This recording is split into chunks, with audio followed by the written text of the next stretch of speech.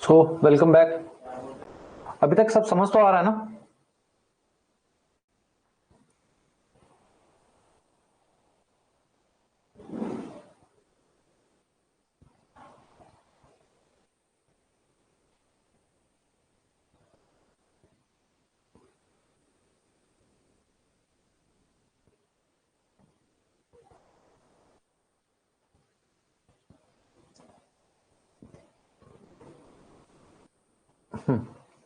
Okay.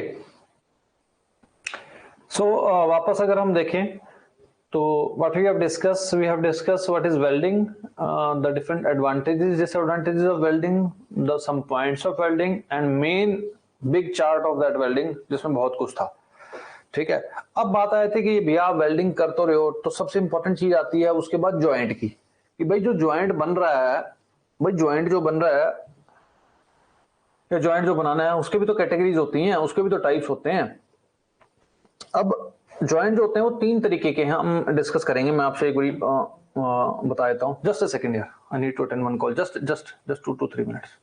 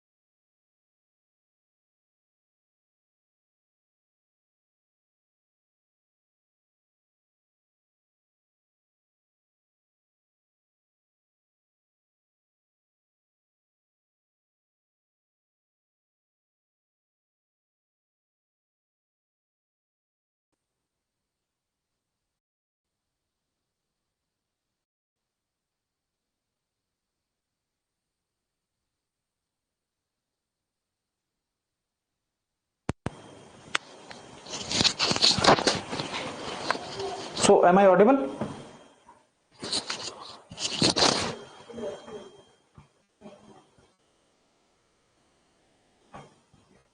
मेरी आवाज आ रही है?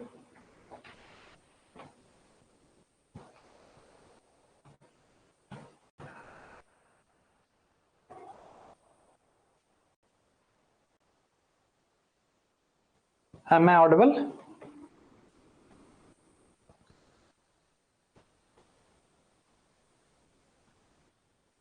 Okay, fine. So sorry, yaar, there was an important call. I need to attend that. So, anyways, so coming back to the main topic. So what we were discussing, I was discussing कि भाई joint जो है main, मेरे को उसके बारे में भी कुछ पता होना चाहिए. तो ज्वाइंट जो है 3 तरीके के ज्वाइंट होते हैं. ठीक है, अगर मैं बात करूं तो जैसे मान लो अगर मैं हेडिंग दूं तो ज्वाइंट की, ठीक है, जो ज्वाइंट मैं बना रहा हूं बेसिकली मैं चाहता हूं कि मेरे को एटलीस्ट पता तो हो कि मेरा ज्वाइंट किस टाइप का बन रहा है. ठीक है, तो ज्वाइंट के लिए एक दो पॉइंट्स हैं वो लिख सकते हैं हम. इसके जो टाइप्स होते हैं उसको डिस्कस कर सकते हैं. ठीक है, सबसे पहली जो टाइप होती है इसकी उसको हम बोलते हैं ऑटोजीनस ज्वाइंट. अब ये क्या होता है हम डिस्कस करते हैं. ऑटोजीनस ज्वाइंट,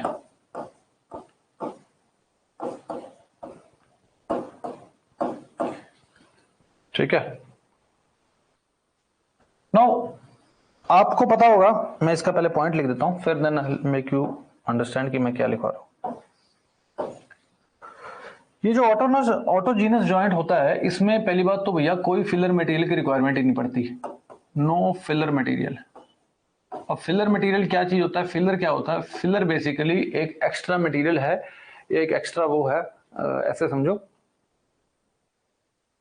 ठीक है, सो एक तरीके से एक एडिशनल बेसिकली एलिमेंट है जो हमने डालना है ड्यूरिंग वेल्डिंग. जैसे आप सोल्डरिंग कर रहे हो तो सोल्डर वो डाल रहे हो, आप लेके रखते हो उसके अंदर और सोल्डरिंग करते हो, ऐसे ही फिलर मटेरियल हम डालते हैं.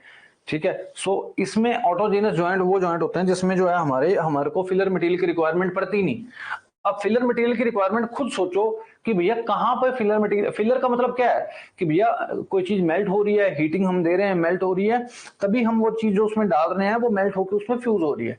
ठीक है, अब जहां पर वो फिलर मटेरियल डल ही नहीं रहा या उसकी रिक्वायरमेंट ही नहीं है तो वो ऐसी वेल्डिंग होगी जहां पर वो चीजें मेल्ट ही नहीं करती हैं, जहां पर सॉलिड स्टेट वेल्डिंग है. खुद सोचो ना कि भाई जो ऐसी वेल्डिंग है या ज्वाइनिंग प्रोसेस है सॉलिड स्टेट वेल्डिंग, जहां पर वो आपस में जो दो पार्ट ज्वाइन करने हैं वो मेल्ट नहीं कर रहे हैं, तो जब मेल्ट करते ही नहीं है तो फिलर मटेरियल अगर मैं उसमें डालूंगा वो कैसे मेल्ट कर जाएगा, वो भी नहीं करेगा.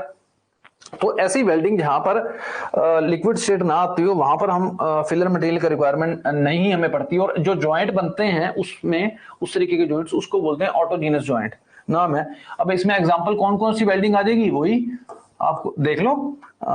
जो है स्पॉट वेल्डिंग,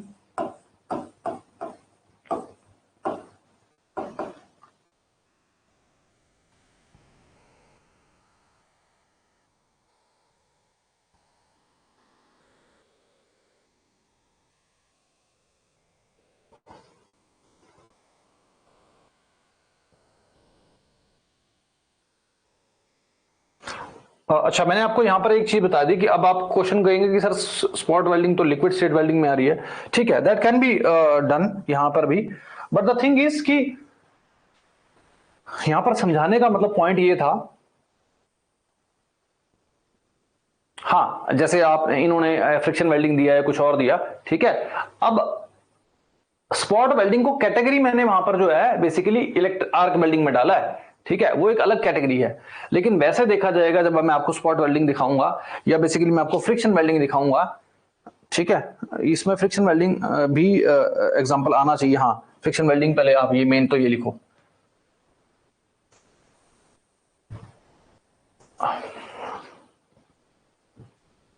ये देखो, इफ यू टॉक अबाउट कि भाई यहाँ पे ये चीजें स्पॉट वेल्डिंग में भी मैंने आपको जो है फिलर मटेरियल का यूज नहीं कर रहा.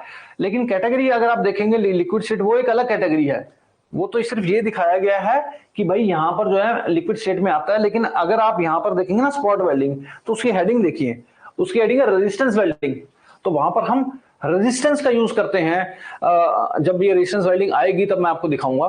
तो वहां पर एज सच जो है हमारा फिलर मटेरियल यूज नहीं होता. ठीक है, आई मेक श्योर कि मैं तब आपको ये दोबारा पॉइंट समझाऊंगा. ठीक है, तो अभी मैं आपको यहां पर अगर लिखवा हूं, सो पॉइंट ये था समझाने का कि भाई यहां पर जो है आपका फिलर मटेरियल यूज नहीं होता, और जहां पर फिलर मटेरियल यूज नहीं होता ऐसे जॉइंट्स को बोलते हैं हम autogenous joint, no filler material used. अब एग्जांपल आप यहां पर जो है फ्रिक्शन वेल्डिंग लिख सकते हैं। अभी सिर्फ आप फ्रिक्शन वेल्डिंग लिखिए, ठीक है। जब रेजिस्टेंस वेल्डिंग आएगी मैं आपको तब समझाऊंगा, और तब यहां पर मैं स्पॉट वेल्डिंग या कोई और इंट्रोड्यूस करूंगा, ठीक है। अदरवाइज आपको थोड़ा सा वो टर्म ऐसे लगेगा कि सर ये उधर भी आ रहा है उधर भी आ रहा है, ऐसे कैसे। So then I will make sure कि उस टाइम पे आपको समझ में आए। सो अनदर ज्वाइंट इज, जिसका नाम है, इसको मैं नाम दूंगा homogeneous joint. Homogeneous joint.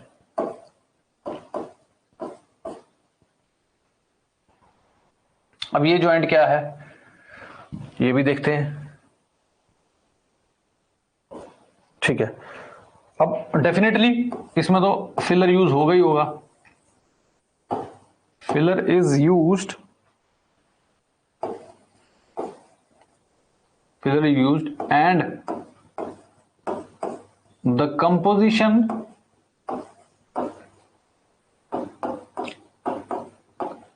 Of filler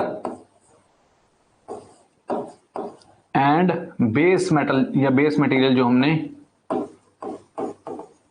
करना है, इज, दोनों की कंपोजिशन जो है हमारी इसमें सेम रहती है। अब ये क्या है बताता हूं, अभी रुको, इसके एग्जांपल्स देखते हैं। एग्जांपल्स आ जाएंगे, shielded metal arc welding, MIG welding, TIG welding, electro slag welding, या हाँ ठीक है, और भी हैं। तो ये क्या है ये मैंने आपको लिखवाया। क्या स्क्रीन नहीं शो हो रही क्या आपको? You are not able to see the screen?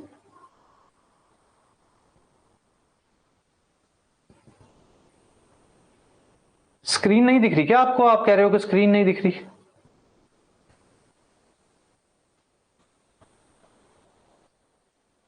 यार वो आपका एंड से कुछ इशू होगा, बट इधर तो ठीक है, ठीक है। So the point is, the first point was कि ऑटोजेनस जॉइंट, ठीक है। ऑटोजेनस जॉइंट वो वाले जॉइंट है जहां पर हम फिलर मटेरियल का यूज नहीं कर रहे हैं। एग्जांपल फ्रिक्शन वेल्डिंग, क्यों? क्योंकि वहां पर जो है हम मेल्टिंग कर ही नहीं रहे, ठीक है। अब होमोजीनियस तो नाम से ही वर्ड यूज कर रहे हैं, हीट ट्रांसफर करते आए हैं, इतना कुछ उसमें वो लिखते थे कि भाई अजम्पशंस में कि material should be homogeneous, homogeneous, homogeneous मतलब कंपोजिशन सेम। अब जो मटेरियल मैंने मेल्ट करना है या बेसिकली ज्वाइन करना है, सॉरी मेल्ट कर रहा हूं, जो मटेरियल मैंने वेल्ड करना है, ज्वाइन करना है, उसका और जो मैंने मटेरियल डालना है उसमें फिलर जो ऐड करना है, उन दोनों की अगर मेरे पास कंपोजिशन सेम है तभी वो चीज होमोजीनियस कहलाती है। वो जो ज्वाइंट बनता है होमोजीनियस कहलाता है, ठीक है। जो फिलर डाल रहा हूं वो भी सेम कंपोजिशन का, कंपोजिशन मतलब उसमें जो क्या क्या किस कंपोजिशन क्या क्या चीजों से बना हुआ है, कितनी कितनी मात्रा से बना हुआ है, वो चीजें अगर सेम है तो जो ज्वाइंट बन के आता है उसकी कंपोजिशन भी सेम होंगी, तो इसलिए उसको बोल दिया होमोजीनियस ज्वाइंट, ठीक है। ये ये जो बेसिकली वेल्डिंग टेक्निक्स हैं, इनसे जो जॉइंट बन के आते हैं जनरली होमोजीनियस होते हैं। ऐसा नहीं है कि भाई कई बार हो भी सकता है, बट मोर और लेस ऐसा रहता है कि होमोजीनियस जॉइंट का ये मतलब है कि जहां पर हम फिलर यूज कर रहे हैं एक तो डेफिनेटली, और जो कंपोजिशन है फिलर की और बेस मेटल की वो सेम है, ठीक है। ये मतलब है इसका, ठीक है जी। So third kind of joint, obvious सी बात है अगर एक होमोजीनियस आया है तो जो अगला आएगा अब आप खुद से समझ आने की क्या आना चाहिए, उसका नाम है हेट्रोजीनियस। वो आएगा ही आएगा heterogeneous.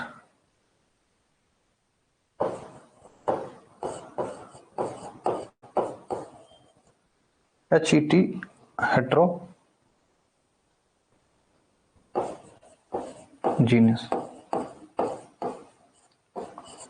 joint. So definitely you will see कि भाई फिलर मटेरियल तो इसमें भी यूज करेंगे, डेफिनेटली फिलर यूज करेंगे, फिलर इज यूज, ठीक है, बट द कंपोजिशन जो है किसकी, फिलर की और बेस मटेरियल की, वो डिफरेंट होगी। फिलर एंड बेस मटेरियल मैं उसको बोल रहा हूं जो इसको मेरे को बेसिकली वेल्ड करना है, ज्वाइन करना है।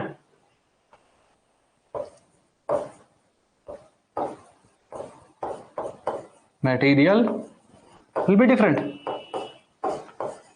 या विल नॉट बी सेम, कुछ भी लिख दो, आपको पॉइंट समझ में आना चाहिए कि किसको बोलते हैं। एग्जाम्पल, अब इसके एग्जाम्पल खुद बताओ भैया, आप खुद सोचो। सोल्डरिंग है, सोल्डर कर रहे हो और ब्रेजिंग है एग्जाम्पल के तौर पे। अब एक आपकी भाई साहब वो सोल्डरिंग गन है जिसमें से आप सोल्डर गर्म है जो कर रहे हो, और एक आप वो उसमें से फिलर जो है गोल वो होती है, उसमें से आप जो वायर निकालते हो उसको फिलर बोलते हैं, अलग अलग मटेरियल की होती है। फिलर आप डालते हो, अब खुद सोचो जो शीट है आपकी, वो जो बोर्ड है वो सेमीकंडक्टर डिवाइस है, कोई पीवीसी की है कोई भी है, और रजिस्टर उस पर लगा हुआ है, वो कहाँ सेमीकंडक्टर और वो कहाँ लेड और टिन की बनी हुई। सो द बेसिकली फिलर और जो बेस मटेरियल है that is entirely different, composition उनकी सेम है ही नहीं। तो जो ज्वाइंट उनसे बन के आएगा सोल्डरिंग ब्रेजिंग टाइप से, वो आपका जो है हेट्रोजीनियस ज्वाइंट कहलाता है। तो ये तो वैसे ही बड़ा क्लैरिटी दे रहे हैं आपको जो मैंने डेफिनेशंस लिखवाई हैं, ठीक है। सो आई डोंट थिंक कि इसमें कोई डाउट होना चाहिए। फिलर इसमें भी यूज होगा, बट कंपोजिशन जो है फिलर की एंड बेस मटेरियल के विल नॉट बी सेम, ठीक है। एग्जांपल आपको लिखवा दिया, ठीक है। So this was the point I basically want to discuss कि भाई जॉइंट्स के अंदर क्या आता है। सो इसमें तो कोई डाउट है नहीं मेरे ख्याल से, दिस पॉइंट इज क्लियर। फिर आगे चले।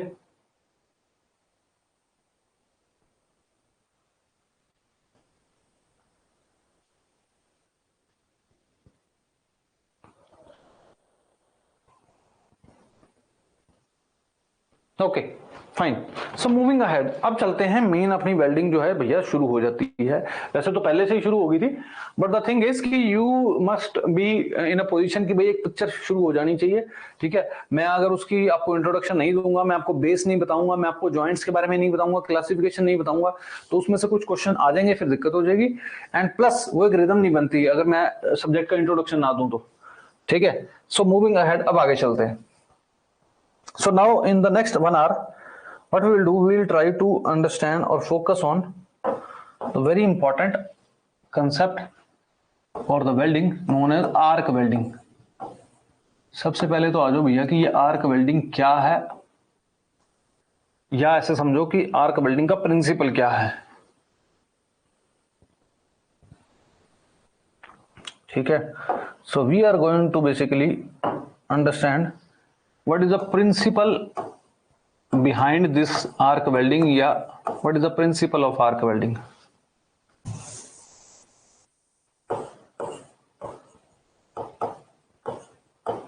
प्रिंसिपल, ठीक है, ये हमने डिस्कस करना है। मैं आपको बड़े अच्छे तरीके से इसके बारे में बताता हूं कि ये क्या है। So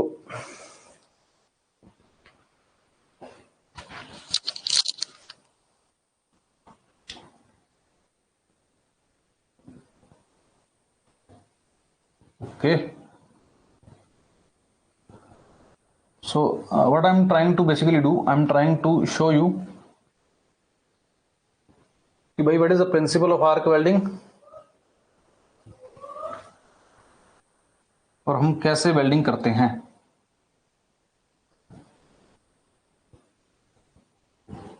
okay, so now if I come across कि भैया मेरे को वेल्डिंग करनी है, अब खुद सोचो कि भाई सॉरी ये मैंने आपको दिखाया कि आर्क वेल्डिंग में क्या प्रिंसिपल रहता है। अब देखो एक चीज होती है आपकी इलेक्ट्रोड और एक होता है आपका वर्कपीस, ठीक है। ये भी आपको सिर्फ सामने से दिख रहा है इस तरीके से, ठीक है। Just sorry,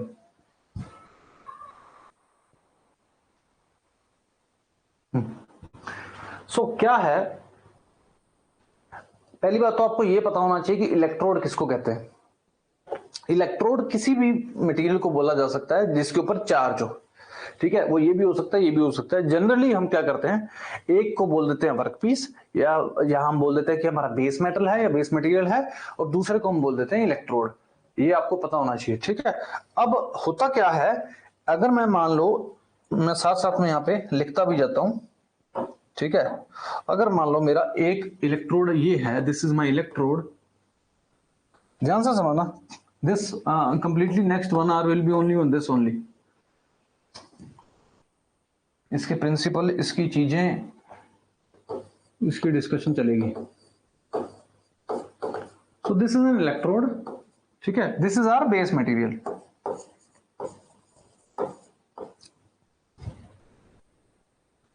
this is our base metal, okay.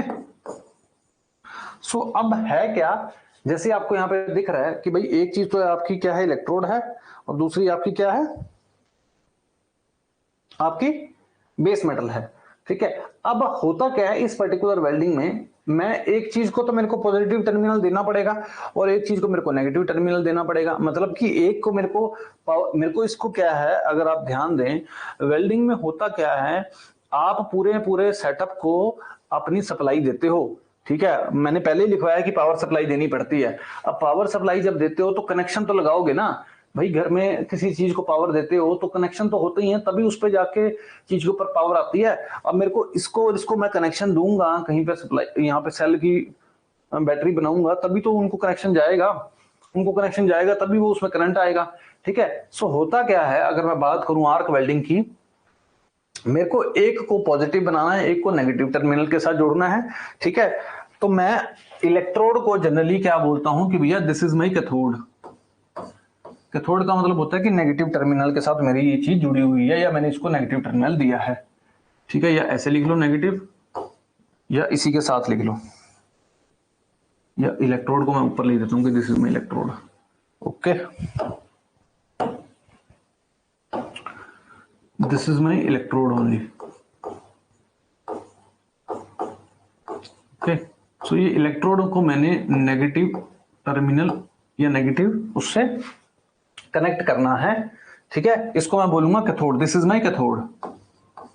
अब सबने कैथोड और एनोड तो सुना ही है, ठीक है। ऐसा नहीं है कि हर किसी केस के अंदर मेरा कैथोड और एनोड यही होगा, कैथोड और एनोड चेंज होते रहेंगे, ठीक है।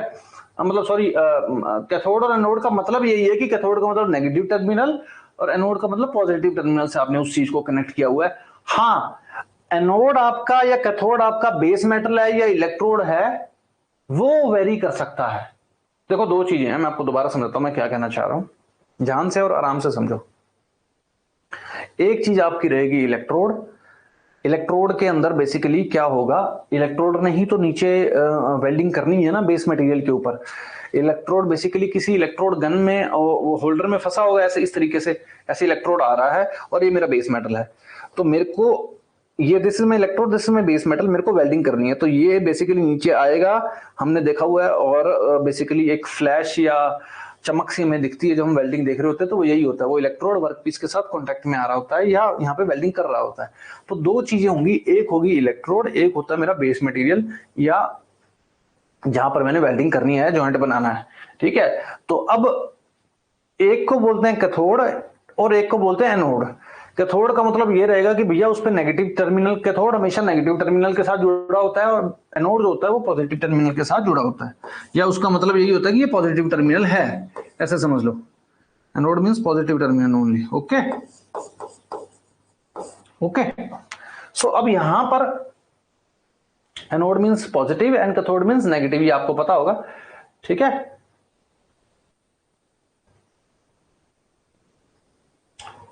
हाँ ठीक है, ये आपको पता है। सो अब वो एनोड और कैथोड हो कोई भी सकते हैं, डिपेंडिंग अपॉन कि मेरे को चाहिए क्या। Base metal can be anode, electrode can be anode, base metal can be cathode, और base electrode can be different. मतलब कोई भी चीज को एनोड बना सकते हो, कोई भी चीज को कैथोड बना सकते हो, लेकिन जब एनोड होगी जो चीज वो पॉजिटिव टर्मिनल के साथ कनेक्ट हुई होगी, और जो कैथोड होगी वो हमेशा नेगेटिव टर्मिनल के साथ कनेक्ट हुई होगी। ये पॉइंट है। अब इस केस के अंदर मैंने इलेक्ट्रोड को कैथोड बनाया है और बेस मेटल को एनोड बनाया है, ठीक है। उसका कारण है या वो हम बाद में देखेंगे, ये इसकी रिक्वायरमेंट है। अब मान लो मैंने बोल दिया कि भाई मैंने इसको नेगेटिव टर्मिनल से ज्वाइन करना है, तो मैं यहाँ पे ठीक है जी आपको दिखा देता हूं, मैंने नेगेटिव टर्मिनल के साथ अगर किसी चीज को ज्वाइन करना है, so what I will do, I will basically join this particular thing. मैं इनको कनेक्शन देने हैं, मैं एक लाइन बना देता हूं। ये बड़ा ध्यान से समझने वाली चीजें हैं, यहाँ पे बंदा कंफ्यूज होता है कि सर ये आप क्या कह रहे हो, ठीक है। सो ये I am trying to basically give the connection. अब मेरे को किसी चीज को करना है तो मेरे को कनेक्शन तो देने पड़ेंगे ना, ठीक है ना।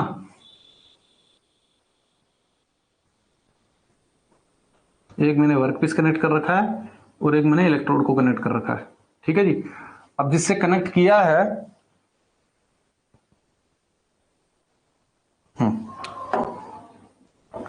अब देखो ध्यान से, मैंने आपको बोला कि भाई जो मेरा कैथोड है मेरे को उसको नेगेटिव टर्मिनल से ज्वाइन करना है, तो भैया ये छोटा सेल, ये बड़ा, ये छोटा, ये बड़ा, आपको पता है ना ये बैटरीज का सिंबल, ये छोटा ये बड़ा, ठीक है।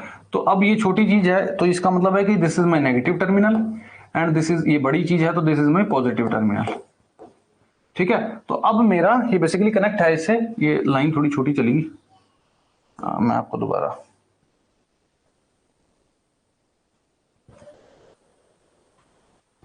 ओके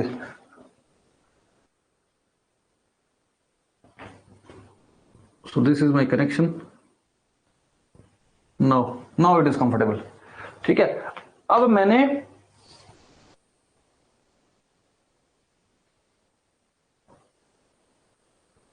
हाँ here base metal is workpiece only, ये बेस मेटल बोल लो या वर्कपीस बोल लो, ठीक है। अभी निकेत जो आप बोल रहे हो कि रिवर्स पोलैरिटी स्टेट पोलैरिटी ये आएंगी, ये भी बहुत दूर की गेम है, इसमें आप अभी आपको क्लैरिटी नहीं है कि रिवर्स पोलैरिटी का मतलब क्या है, वो मैं आपको दूंगा क्लैरिटी, ठीक है। That time will come when I will basically share with you कि what do you mean by polarity. Next class में पोलैरिटी डिस्कस करनी है, रिवर्स पोलैरिटी, ये पोलैरिटी वो पोलैरिटी, कई बार एक ही वेल्डिंग में दो तरीके की पोलैरिटी हम यूज कर सकते हैं, ठीक है। तो that we will discuss later on. अभी मेरे को पहले इसका प्रिंसिपल समझा लेने दो कि क्या प्रिंसिपल है, ताकि सारे जो है उसके साथ कम्युनिकेट कर सके, ठीक है। Now what I am trying to do, मैंने इलेक्ट्रोड ले लिया कैथोड, इसको मैंने नेगेटिव टर्मिनल बोल दिया, और बेस मेटल या मेरा वर्कपीस है इसको मैंने एनोड यानी कि पॉजिटिव टर्मिनल कनेक्शन दे दिए, मैंने आपको दिखा भी दिए, ठीक है जी। अब ये मैंने पावर सप्लाई ऑन करी, अब होगा क्या कि भाई साहब जब आपका इलेक्ट्रोड का टेम्परेचर, जब मैंने पावर सप्लाई दे दी उसका टेम्परेचर बढ़ने लग गया, इलेक्ट्रोड का टेम्परेचर जब बढ़ रहा है तो इलेक्ट्रोड्स के अंदर क्या है, इलेक्ट्रॉन्स है, ठीक है।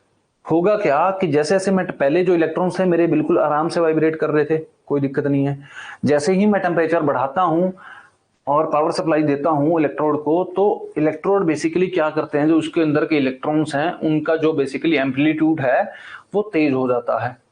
आप समझो ना, आप एक गैस है, गैस के मॉलिक्यूल्स हैं, उनको आपने हीट करना, अभी पहले हीट नहीं हो रहे, ठीक है, तब वो बड़े आराम से बैठे हैं, सेटल हैं। जैसे ही आप उनको एनर्जी देते हो, एक्साइट करते हो, कुछ और करते हो, वो एकदम से रैंडम मोशन में आ जाते हैं। Similar is the case with them only, इनके इलेक्ट्रॉन्स के साथ। इलेक्ट्रोड के अंदर बेसिकली जो इलेक्ट्रॉन्स हैं, जब आप उनको पावर सप्लाई के साथ कनेक्शन देते हो तो उसके बीच के जो इलेक्ट्रॉन्स हैं उनकी जो इंटेंसिटी है, जो उनका एम्पलीट्यूड है वो बढ़ जाता है, ठीक है। और जैसे ही आपका उसका टेम्परेचर और राइज होता है, वो इतने ज्यादा एक्साइट हो जाते हैं, वो बढ़ जाते हैं, वो इलेक्ट्रॉन्स इसमें से, उनकी इंटेंसिटी इतनी बढ़ जाती है, एम्पलीट्यूड इतना बढ़ जाता है कि वो इसमें से निकल के बाहर आते हैं। जब इलेक्ट्रॉन्स निकलेंगे, खुद सोचो, इलेक्ट्रॉन्स एक नेगेटिव टर्मिनल से निकलेंगे, नेगेटिव चार्ज है, पार्टिकल हैं, अगर मैं यहाँ पे आपको शो करूं, कलर ब्लू से दिखा देता हूं, चलो ठीक है। अब खुद सोचो, यहां से मेरे नेगेटिव कोई चीज निकलेगी, इसमें से इलेक्ट्रॉन्स अगर निकलेंगे, negative terminal, negative charge particle अगर मेरे इसमें से निकलेंगे, तो वो नेगेटिव चीज हमेशा पॉजिटिव की तरफ अट्रैक्ट होती है, तो बनी हुई बात है, ठीक है, ये तो बनी हुई बात है और ये पता भी है हमें।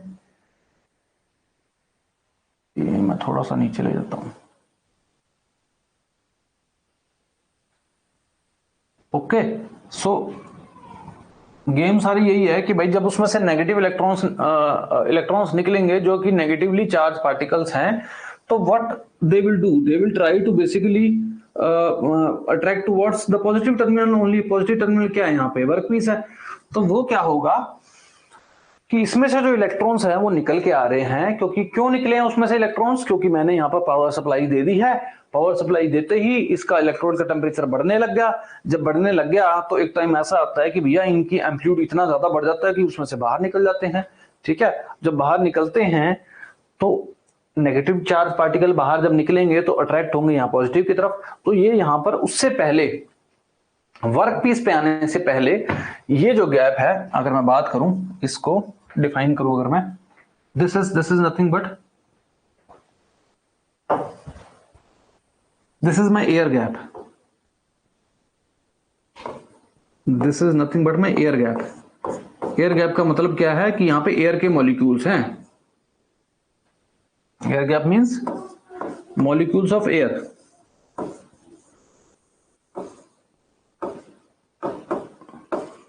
ठीक है, अब यहां पर देखो कि भैया ये मॉलिक्यूल्स ऑफ इलेक्ट्रॉन्स निकले आपके इलेक्ट्रोड से।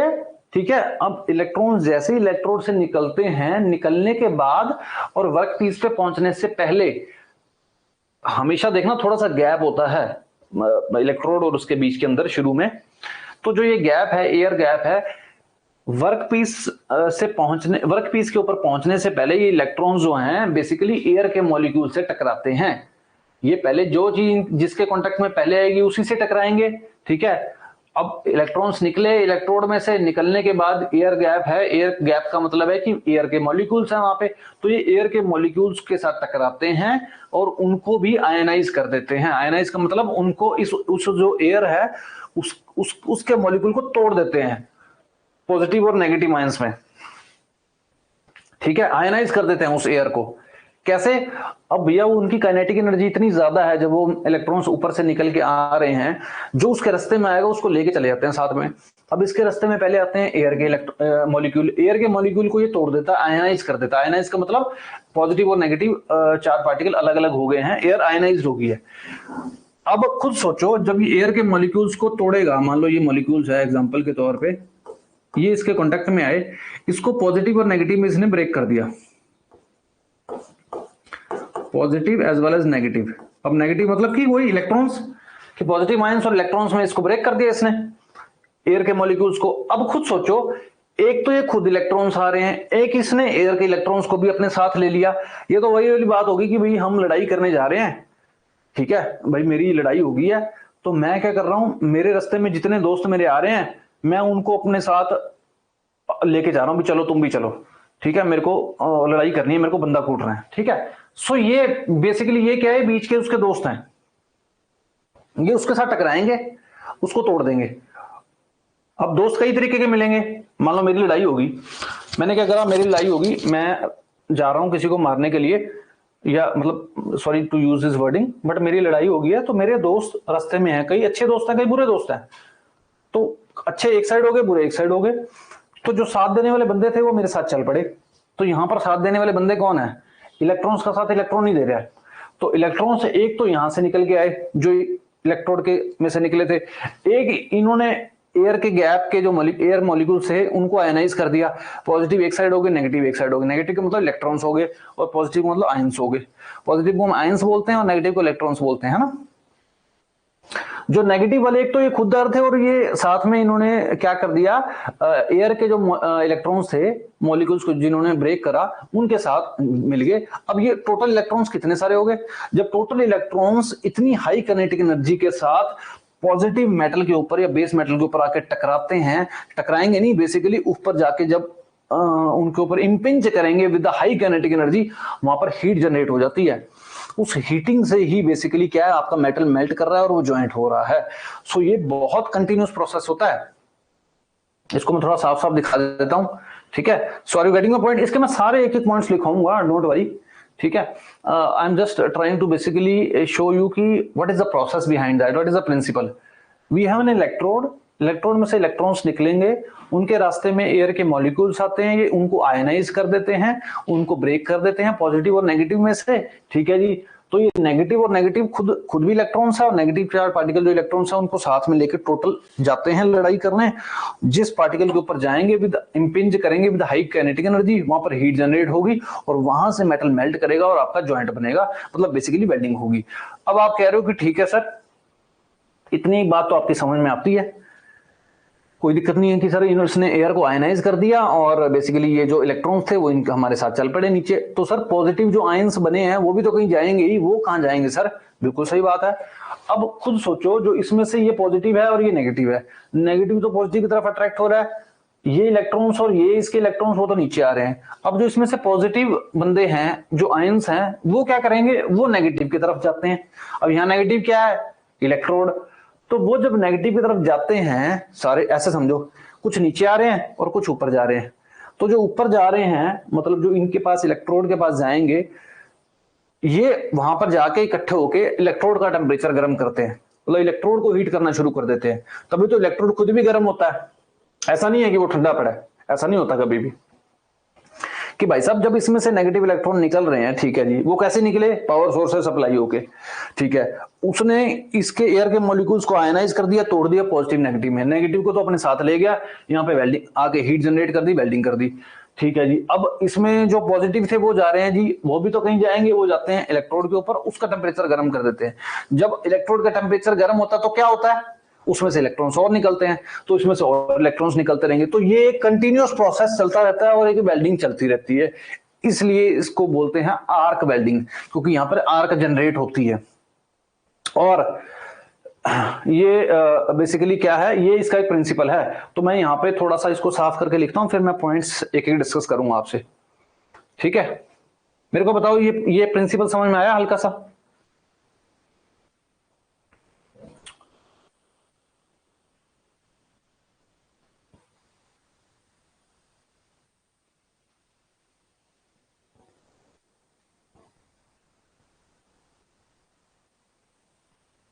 हाँ, how positive ion go to the electrode not clear. Okay Dheeraj, यार खुद सोचो कि भाई, एक minute, I will make you understand if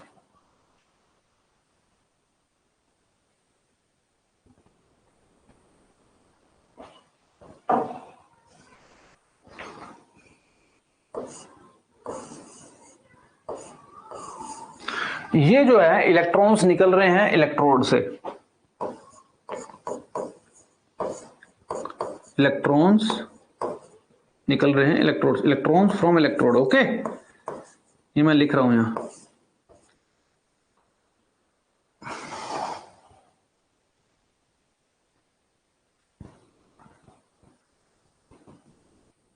ये इलेक्ट्रॉन्स निकल के आ रहे हैं आपके,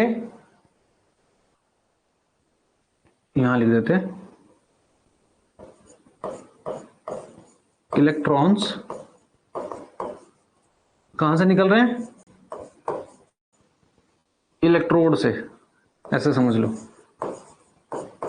और इनका सिंबल क्या है? ये है नेगेटिव चार्ज। ठीक है जी, इतना समझ में आ रहा है? अब ये आए किसके कांटेक्ट में?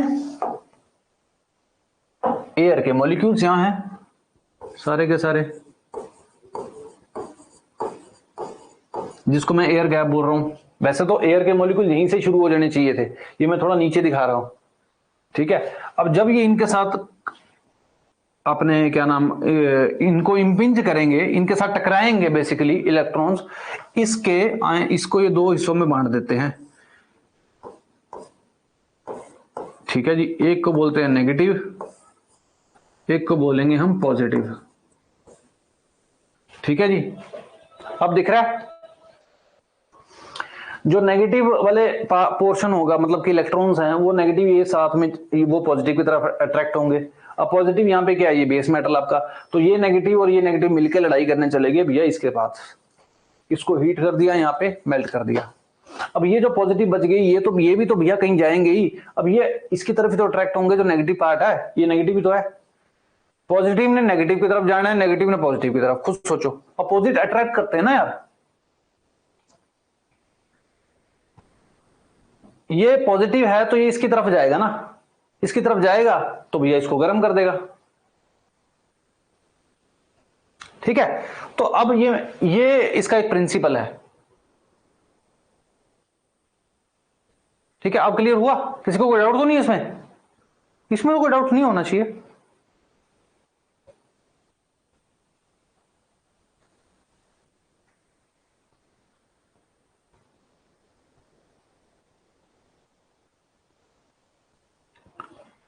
ओके ठीक है, तो अब इसके कुछ पॉइंट्स लिखते हैं यार। ठीक है, सो दैट कि आपको क्लैरिटी मिले कि मैं क्या कहना चाह रहा हूं।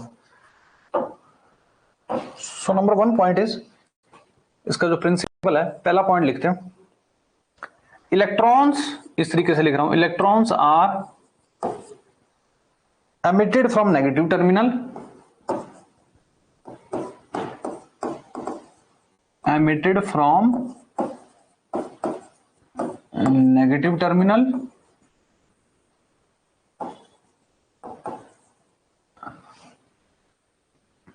okay, and will be attracted towards, ये जो स्टेप मैंने आपको बताया वही मैं लिखवा रहा हूं, and will be attracted towards positive terminal,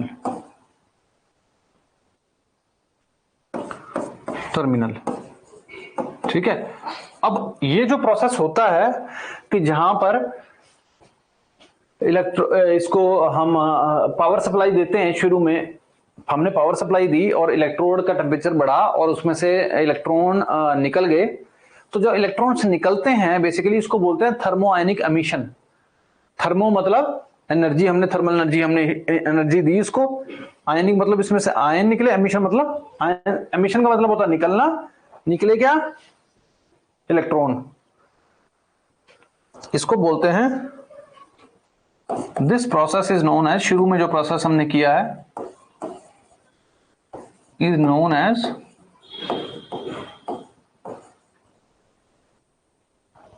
thermionic, thermionic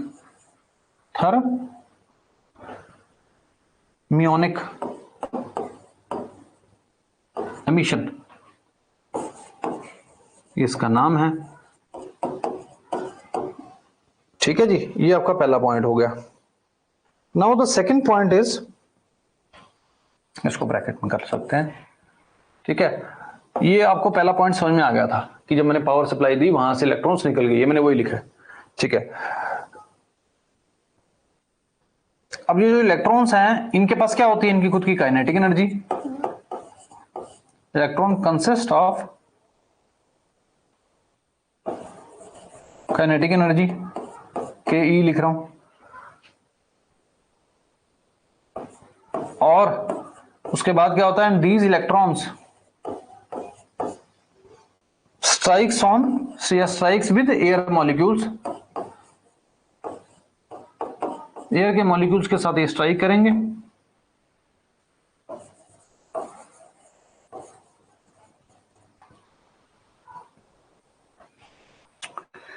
ठीक है जी, ड्यू टू विच, उससे क्या होगा? एयर के मॉलिक्यूल्स ब्रेक हो जाएंगे, किसके अंदर? एयर के मॉलिक्यूल्स विल ब्रेक इनटू, किसमें ब्रेक हो जाएंगे?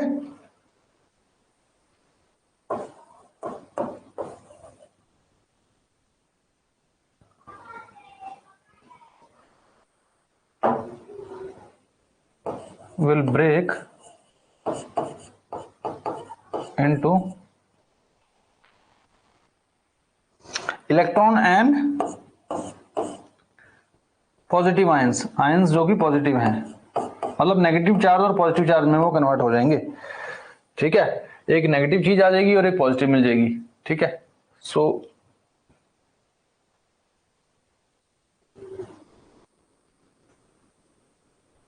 ओके, ठीक है, ये बता दिया मैंने आपको कि भाई पहला मैंने बता दिया इलेक्ट्रॉन्स निकलेंगे इसमें से, दूसरा मैंने लिखाया कि भाई ये जो काइनेटिक एनर्जी है ये आएंगे, इसके साथ टकराएंगे, इसको पॉजिटिव और नेगेटिव चार्ज में तोड़ देंगे। उसके बाद अगला पॉइंट, ठीक है जी, तोड़ दिया। आफ्टर दैट होगा क्या, वही पॉइंट तो मैंने आपको बताया कि जो टोटल इलेक्ट्रॉन्स हैं, टोटल इलेक्ट्रॉन्स वो क्या करेंगे, स्ट्राइक करेंगे किसको, वर्क पीस के ऊपर, स्ट्राइक्स ऑन पॉजिटिव चार्ज या positive strikes on work piece भी लिख सकते हो, या बेस मटेरियल जो कि पॉजिटिव चार्ज है। क्या होगा, किसी को डाउट है?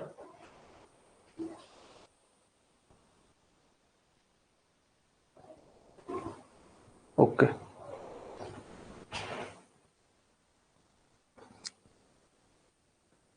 जो कि पॉजिटिव चार्ज है, ठीक है। और क्या करेंगे, and convert there kinetic energy, total electron strikes on base metal material and convert there kinetic energy को किसमें कन्वर्ट कर लेंगे, इनटू हीट एनर्जी,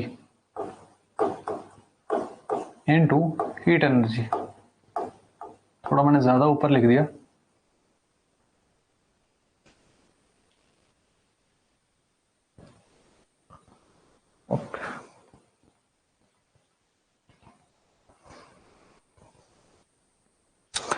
जब हीट एनर्जी में कन्वर्ट होगा तो इसके कारण क्या होगा, इनटू हीट एनर्जी, हेंस हमारा क्या होगा, जो बेस मेटल है वो मेल्ट करने लग जाएगा।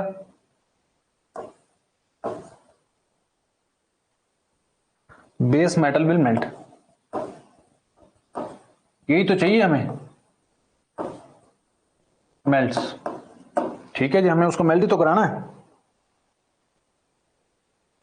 ठीक है जी। अब वहां पे मेल्टिंग होगी, वहां पे आपकी वेल्डिंग शुरू होगी, ठीक है।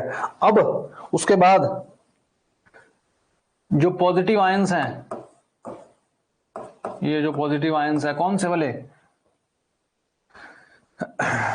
जो निकले थे आपके एयर के मॉलिक्यूल से, वो कहां जाके स्ट्राइक करेंगे, स्ट्राइक्स ऑन द इलेक्ट्रोड, वो इलेक्ट्रोड के पास चले जाएंगे भाई, क्यों, पॉजिटिव ने तो भी तो कहीं जाना है ना, और वहां पर जाके वो क्या करेंगे,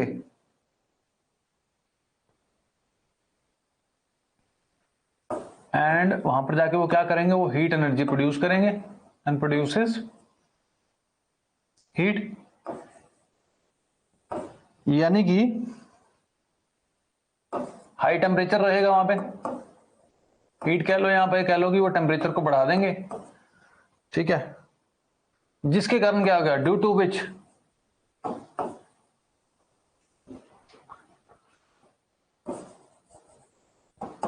अब उनका अगर टेम्परेचर पहले ही, एक तो भैया पावर सप्लाई देने से बढ़ गया था शुरू में, तो वहां से इलेक्ट्रॉन निकलने लग गए थे, ठीक है जी। वो इलेक्ट्रॉन एयर के मॉलिक्यूल के साथ आए, उनको तोड़ दिया, खुद उनके इलेक्ट्रॉन का नीचे चले गए, पॉजिटिव टर्मिनल वाले पॉजिटिव जो आयंस है वो वापस इलेक्ट्रॉन इलेक्ट्रोड पे चले गए, वहां पर जाके उसको गर्म कर दिया, उसमें से फिर इलेक्ट्रॉन निकलने लगे। तो ये कंटिन्यूस प्रोसेस चलता रहता है, इसी से वेल्डिंग होती है, due to which more and more electrons, या मोर इलेक्ट्रॉन्स लिख लो, more electrons will be emitted by the electrode, will be emitted by the electrode,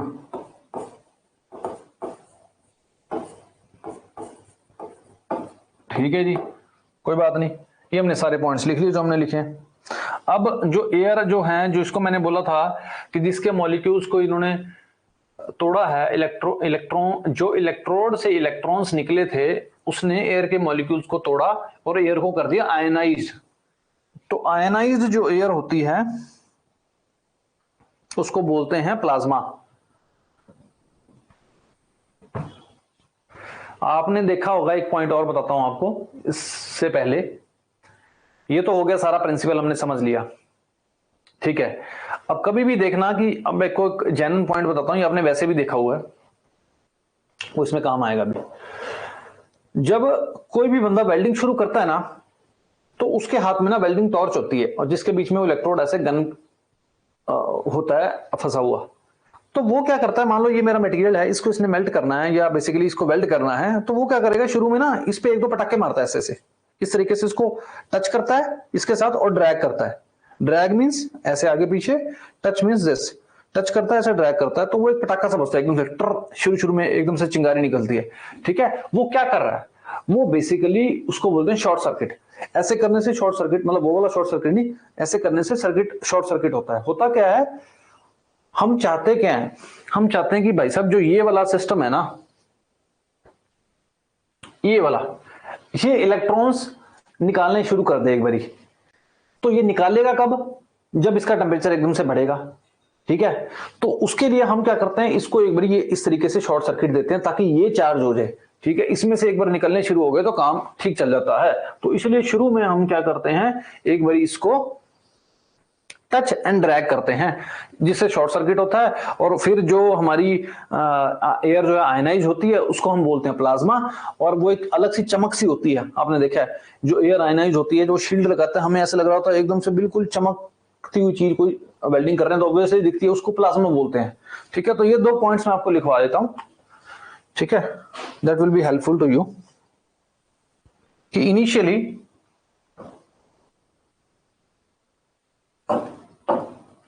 मैंने आपको बोला ये प्रिंसिपल इसका इंपॉर्टेंट है, इसकी डिस्कशन इंपॉर्टेंट है, आपको क्लैरिटी मिलेगी। आगे जितनी भी वेल्डिंग प्रोसेसेस आएंगी आपको बड़े अच्छे से समझ में आएगा कि भाई हमने बेस में प्रोसेस समझा क्या है, इसीलिए मैं इस पर टाइम लगा रहा हूं। ठीक है, इनिशियली नेगेटिव इलेक्ट्रोड को हम क्या करते हैं, टच करते हैं। नेगेटिव इलेक्ट्रोड ये जो हमारा है,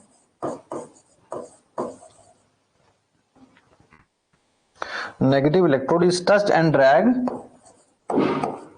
ये पॉइंट भी लिखवा रहा हूं मैं, देखो, touched and dragged on the base metal,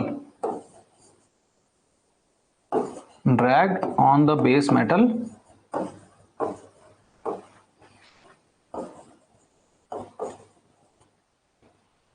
for short circuiting.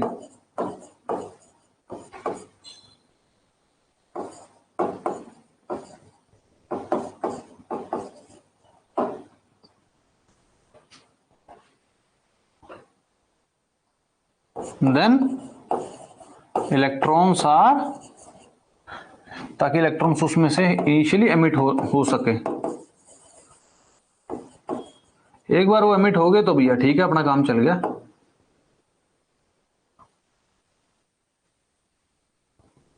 ठीक है, ये पॉइंट हो गया। अब उसके बाद जो आयनाइज्ड एयर है उसको बोलते हैं हम plasma. Ionised air is known as plasma.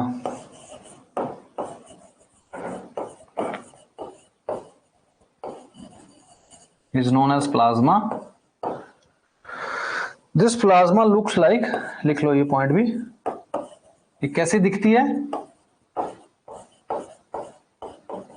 ये एक बार अगर आपने वेल्डिंग समझ ली ना, जैसे मैं आपने कास्टिंग समझी है, हाँ प्लाज्मा आर्क वेल्डिंग भी होती है धीरज, उसमें भी बिल्कुल एक प्लाज्मा, एक बिल्कुल आयोनाइज्ड गैस, प्लाज्मा की हाइड्रोजन वगैरह हम बाद में देखेंगे, प्लाज्मा बिल्कुल पास करते हैं हम। तो प्लाज्मा आर्क वेल्डिंग हमने डिस्कस की थी ना, तो वो मतलब नाम देखा था। प्लाज्मा आर्क वेल्डिंग भी होती है, उसमें भी प्लाज्मा ही क्रिएट होता है, आयोनाइज्ड गैस हम पास करते हैं, तो वो हम देखेंगे बाद में। तो ये सॉरी, जो आयनाइज्ड एयर बनी है इसको हम प्लाज्मा बोलते हैं। तो ये प्लाज्मा कैसे दिखती है, लुक्स लाइक ए लुमिनस, चमकदार, एक मिनट, लुमिनस इलेक्ट्रिक आर्क की तरह दिखती है, चमकदार आर्क। जब भी आप किसी वेल्डर को वेल्डिंग करते हो देखोगे, आप कहोगे कि यार ये चमक जो चीज है ये क्या है, ये बेसिकली आपकी वो है प्लाज्मा, आयोनाइज्ड एयर है वो आपकी। ठीक है, इसको बोलते हैं प्लाज्मा। इलेक्ट्रिक आर्क की तरह दिखती है। ठीक है, ठीक है जी। सो ये एक हल्का सा वो था कि जिसमें एक प्रिंसिपल भी था हल्का सा, और जो है आपका सारा का सारा कुछ इंपॉर्टेंट 3-4 पॉइंट्स थे वो मैंने डिस्कस करे आपके साथ। ठीक है, अब एक चीज और मैं आपसे डिस्कस करता हूं, इसमें तो किसी का डाउट नहीं है, फिर आगे चलें।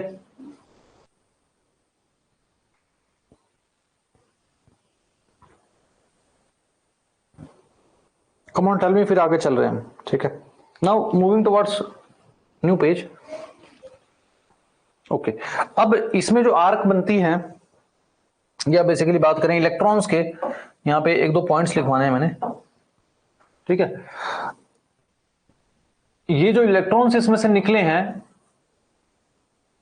एक तो इलेक्ट्रोड में से निकले हैं, एक हमारे एयर के मॉलिक्यूल्स में से निकले हैं। ठीक है, एक को बोलते हैं प्राइमरी इलेक्ट्रॉन्स और दूसरे को बोलते हैं सेकेंडरी। ठीक है, तो ये भी लिख लो, इलेक्ट्रॉन्स आर क्लासिफाइड एज, ये पूरा ही लिख देता हूं, इलेक्ट्रॉन्स आर classified as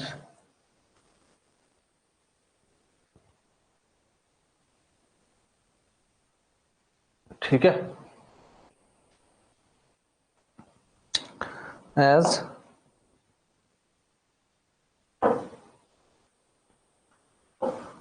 कैसे क्लासिफाई किए जाते हैं? नंबर ए,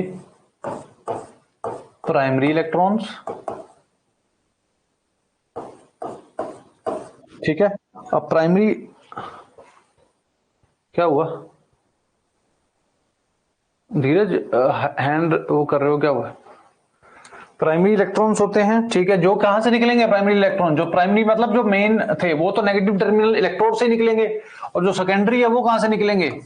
वो निकलेंगे भाई साहब आपके आयनाइज एयर से। जो सेकेंडरी इलेक्ट्रॉन्स हैं वो कहां से निकलेंगे? ये तो अभी हमने देखा ही है, वो आपके निकलेंगे आयोनाइज एयर से।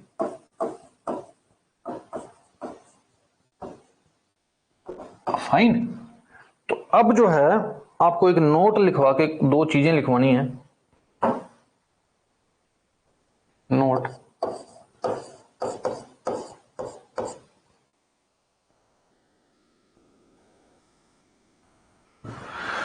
वो नोट क्या है? वो नोट ये है कि भैया फॉर टंगस्टन, टंगस्टन का सिंबल ये होता है W, एंड कार्बन C, अगर आपके इलेक्ट्रोड्स जो हैं टंगस्टन और कार्बन के हैं, और जो टंगस्टन का जो इलेक्ट्रोड होता है हमेशा ध्यान रखना वो नॉन कंज्यूमेबल होता है, मतलब वो कंज्यूम नहीं होता, उसका इलेक्ट्रोड बना ही इस तरीके से होता है कि वो नॉन कंज्यूमेबल होता है। जो इलेक्ट्रोड, जो होल्डर होता है उसके बीच में जो इलेक्ट्रोड होता है, आप कहोगे कि सर वो अगर वो मेल्ट ही नहीं कर रहा या वो फिलर की तरह ऐड ही नहीं हो रहा या बेसिकली जा ही नहीं रहा तो वो वेल्डिंग करेगा कैसे? ये आपको सब पता चलेगा कि वो कैसे वेल्डिंग करता है। जो टंगस्टन के इलेक्ट्रोड होते हैं वो टिग वेल्डिंग के अंदर हम यूज करते हैं, टंगस्टन इनर्ट गैस वेल्डिंग, है ना, वो मैंने लिखवाया था। तो वो जो इलेक्ट्रोड्स होते हैं वो नॉन कंज्यूमेबल होते हैं, उसमें हम डिफरेंट पोलैरिटी यूज करते हैं, ये बाद में देखेंगे।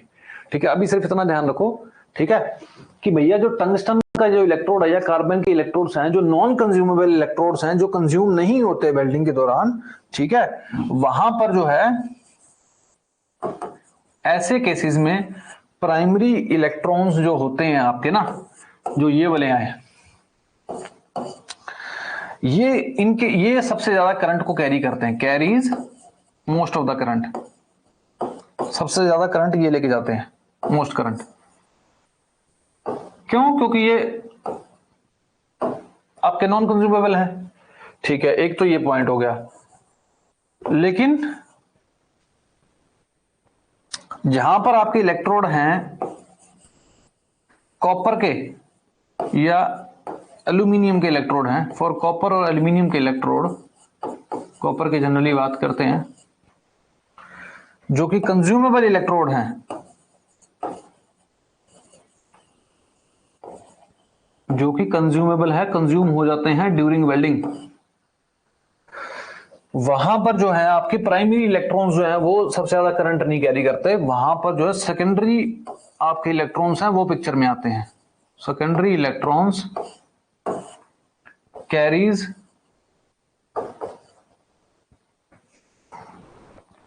Most current, most of the current. मतलब एक चीज वही वाली बात है कि भाई करंट को किसी ना किसी चीज ने तो लेके जाना ही है, कैरी करके जाना ही है। अगर वो इलेक्ट्रॉन आपके टंगस्टन और इस चीज का इलेक्ट्रोड बना हुआ है, क्या लिखा है सर, इलेक्ट्रोड से जो इलेक्ट्रॉन निकल कर एयर को आयनाइज किया है, वही आयनाइज एयर को प्लाज्मा कहते हैं। हाँ हाँ बताया तो है मैंने आपको, उस एयर, भाई एयर आयनाइज होगी ना, उस इसी एयर को तो आयनाइज या प्लाज्मा कहते हैं, तो उसी से जो चमक निकल रही है उसी को तो कहते हैं, सही है, उसी को कहते हैं। ठीक है, अब मान लो आपका टंगस्टन का अगर टंगस्टन और कार्बन ये इलेक्ट्रोड है इस तरीके से नॉन कंज्यूमेबल हैं, तो प्राइमरी इलेक्ट्रॉन्स आपके पिक्चर में आएंगे जो सबसे ज्यादा करंट कैरी करेंगे। लेकिन अगर आपका ये दो इलेक्ट्रोड्स हैं जो कि कंज्यूमेबल इलेक्ट्रोड्स हैं, तो वहां पर सेकेंडरी इलेक्ट्रॉन्स जो हैं वो पिक्चर में आएंगे और सबसे ज्यादा करंट कैरी करेंगे। ये 2 पॉइंट्स आपको याद रखने हैं। ठीक है, ये इंपॉर्टेंट है, कई बार स्टेटमेंट की फॉर्म में पूछ लेता है।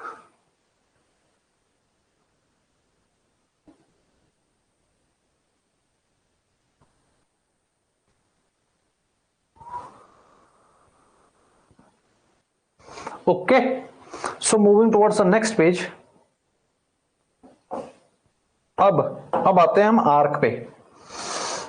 अब हमने देखो इलेक्ट्रोड के बारे में डिस्कस कर लिया, थोड़ा बहुत हमने उसका प्रिंसिपल सारा देख लिया, पॉइंट्स देख लिए, इलेक्ट्रॉन्स भी देख लिए। अब आते हैं आर्क के ऊपर। जो आर्क बनती है अपनी, अगर मैं बात करूं कि आर्क की, हर चीज को छोटे छोटे तरीके से लेके चलेंगे तभी चीजें पता चलेंगी।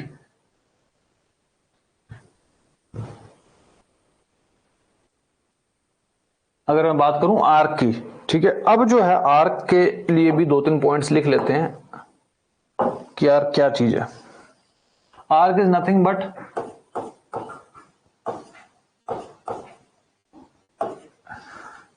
इलेक्ट्रिक डिस्चार्ज जो हमने किया है, इसी को तो आर्क बोल रहे हैं। ये जो आयनाइज एयर बनी है बेसिकली, ये जो आर्क जा रही है, आर्क होता क्या है, वही तो है एक आर्क जो जा रही है, जो इसके और इसके बीच में आर्क बनेगी। अभी मैं आर्क डायग्राम को बना के दिखाता हूं कैसे बनती है। ठीक है, इलेक्ट्रिक डिस्चार्ज जो बेसिकली हो रहा है किसके बीच में, 2 इलेक्ट्रोड्स के बीच में। अब देखो मैं यहाँ पे वर्ड यूज कर रहा हूं बिटवीन 2 इलेक्ट्रोड्स। अब आप कहोगे कि सर इलेक्ट्रोड तो एक ही आपने लिया, दूसरा वर्क पीस है। मैंने आपको इलेक्ट्रोड की बेसिक डेफिनेशन बताई है। इलेक्ट्रोड उसको बोला जाता है जिसके ऊपर कोई ना कोई चार्ज हो। ठीक है, तो नीचे वाले मटेरियल पे भी चार्ज है, ऊपर वाले मटेरियल पे भी चार्ज है, तो जनरली हम कह देते हैं कि भैया एक हमारा इलेक्ट्रोड है और एक वर्क पीस है। तो मैंने लिखा है कि जो आर्क क्या है, nothing but an electric discharge जो 2 इलेक्ट्रोड्स के बीच में हुआ है, या ऐसे कह लो कि भाई वर्क पीस और इलेक्ट्रोड के बीच में हुआ है।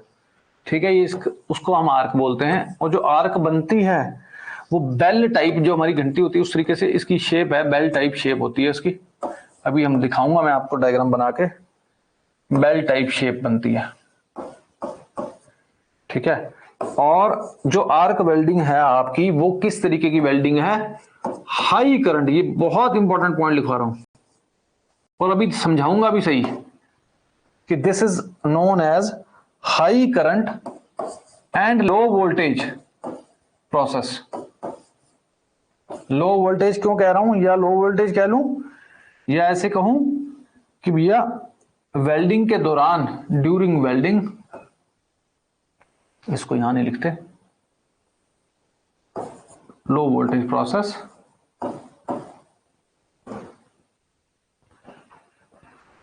ऐसे कहूं कि ड्यूरिंग वेल्डिंग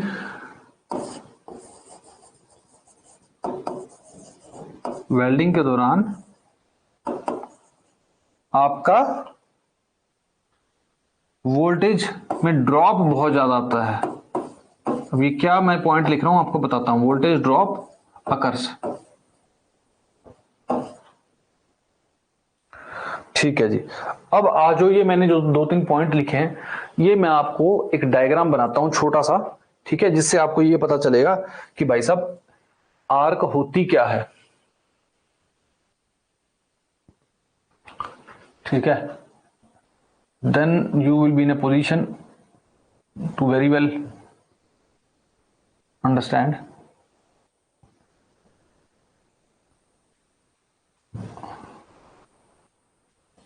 कि मैं क्या कहना चाह रहा हूं। Okay,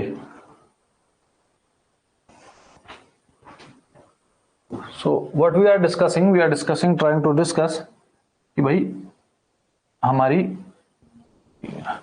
I'll draw this with some different color. So I'm trying to basically show you कि भाई आर्क है क्या।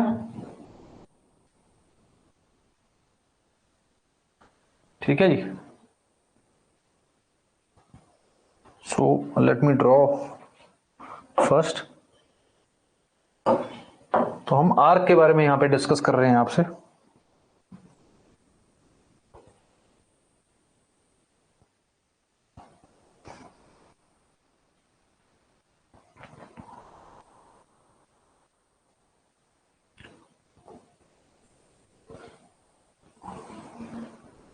So this is nothing, but I'm trying to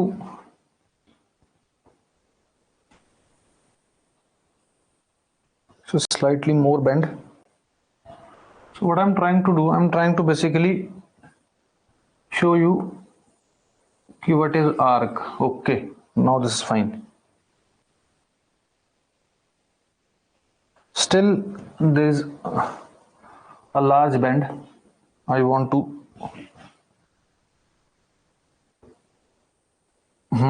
now it is fine.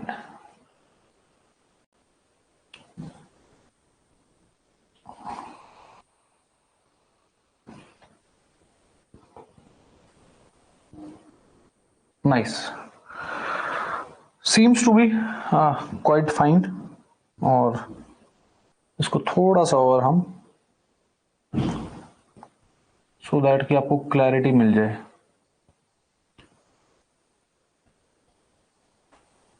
इसको ऐसे रखेंगे, हाँ फाइन, ताकि यहां पर जो है ये वेल्डिंग भी कर सके थोड़ी थोड़ी। ठीक है, so now sorry for this delay, but मेरे को ये बनाना था एक्चुअल में, यही डायग्राम इसी ऐसे ही बनाना था, because I want to show this particular arc only and I want to basically show you the different section of arc. मैं आपको आर्क का स्ट्रक्चर दिखाना चाहता हूं। ठीक है, मैं आपको आर्क का स्ट्रक्चर दिखाना चाहता हूं कि भाई आर्क है क्या चीज। सो आर्क जो आपकी है उसके भाई साहब 5 सेक्शन होते हैं। एक ये सो आइल, अगर मेरे को आर्क का स्ट्रक्चर आपको दिखाना है, सो एक जो यहां से शुरू होगा, ठीक है,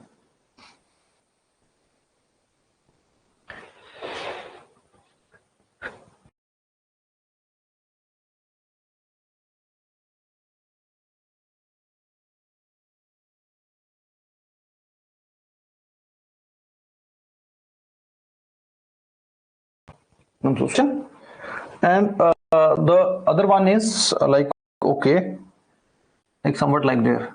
Okay, so what I'm doing, I'm basically trying to show you कि आर्क के जो डिफरेंट सेक्शन है वो क्या है, वो दिखाऊंगा तभी तो दिखेगी ना चीज।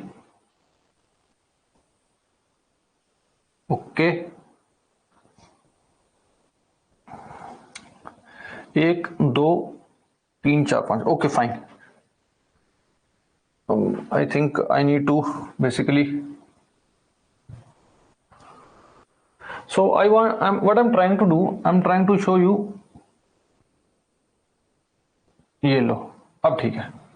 ठीक है जी, अब मैं आपको क्या बताना चाह रहा था, मैं आपको इतनी देर से यही बताना चाह रहा था कि भाई अगर डायरेक्टली मैं आपको यहां पर ये दिखाऊं कि ये इलेक्ट्रोड है, यानी कि ये नेगेटिव टर्मिनल है, ये मेरा बेस मेटल है या मटेरियल है, जो पॉजिटिव टर्मिनल है एनोड है।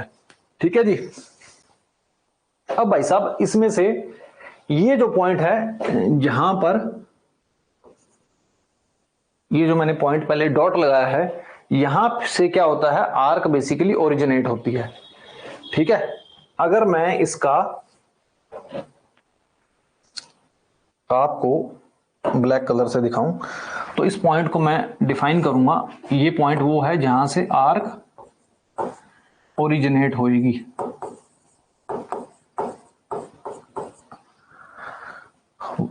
ठीक है,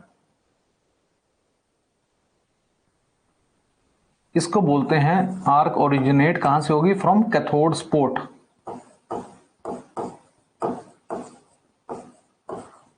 अब ये कैथोड स्पॉट क्या चीज है मैं आपको बताता हूं। अगर आप इसका क्या नाम, इलेक्ट्रोड का, if you see the cross section of electrode, ये लो, ये लो, this is the cross section. अगर आप देखेंगे इलेक्ट्रोड का, एक एक एक सिलेंड्रिकल फॉर्म में एक होता है इसका क्रॉस सेक्शन, सर्कुलर, सॉरी, जैसे अपनी सिलेंडर की कोई बार है, उठा लो और नीचे क्रॉस सेक्शन क्या है उसका, सर्कुलर है। ठीक है, तो वो वाली बात है इसमें।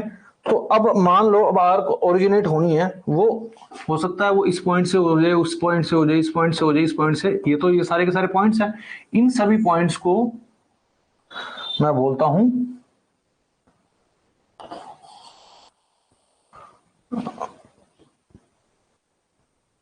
इन सभी पॉइंट्स को फॉर मी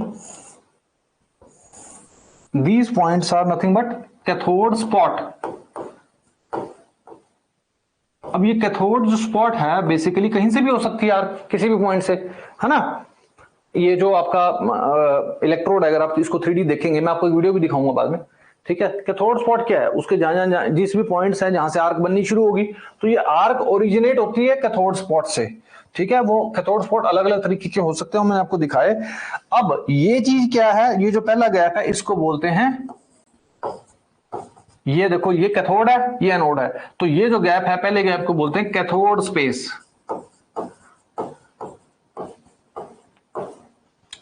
ठीक है जी, यहां पर जो वोल्टेज ड्रॉप आएगा वो कैथोड के चक्कर चलते आएगा, तो यहां पर लिख सकते हैं इसको कि भैया इस कैथोड स्पेस में, ये मैं बाद में लिखवा दूंगा आपको। और ये देखो ये जो चीज है इसको मैं बोलूंगा this is what, this is anode space, यानी कि जो यहां पर वोल्टेज ड्रॉप आएगा वो एनोड के चलते आएगा।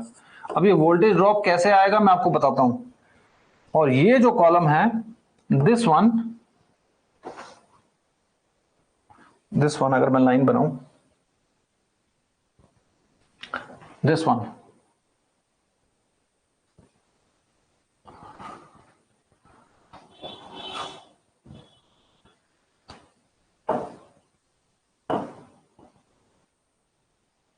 सो मैं क्या बना रहा हूं आपको भी बताता हूं। This is what, this is arc column. So just have some patience, I'll make you understand every single bit of thing. So what I'm trying to show you, I'm trying to basically show you, the point is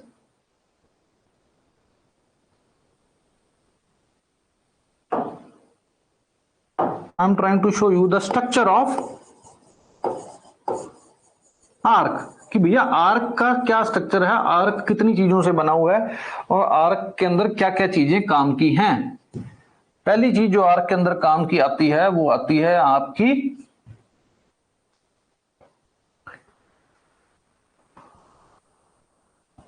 cathode spot, the first point यहां पे लिख रहा हूं अलग से, जहां से basically क्या होगा, आर्क ओरिजिनेट होती है, आर्क ओरिजिनेट्स, आर्क बननी शुरू हुई इस पॉइंट से। ठीक है जी, जैसी आर्क बनी इस पॉइंट से थोड़ी दूरी पे गए, ठीक है, तो जहां पे ये इस तरीके का सेक्शन हल्का सा चेंज होता है, हल्का सा, इसको बोलते हैं कैथोड स्पेस। या ऐसे कहूं कि यहां पर जो वोल्टेज में ड्रॉप आता है वो किसके कारण आता है, कैथोड स्पेस के कारण। ठीक है,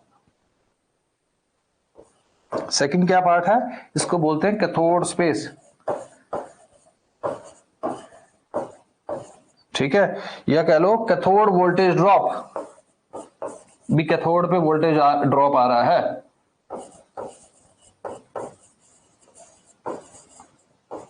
ओके, सो अभी अगले पेज पे लिखवा देता हूं 3 पॉइंट, बट समझा ही दूंगा। The third one is known as arc column. ये कुछ नहीं है, डिस्टेंस है, बेसिकली हाइट है आर्क की। आर्क का स्ट्रक्चर बना रहा हूं मैं, या कह लो कि आर्क कॉलम का वोल्टेज ड्रॉप।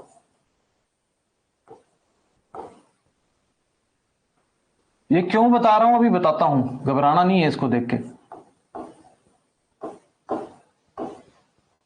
फोर्थ पे क्या है,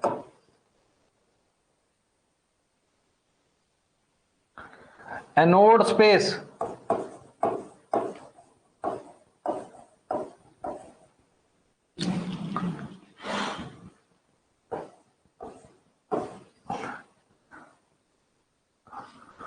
या लिख लो कि भैया एनोड वोल्टेज ड्रॉप।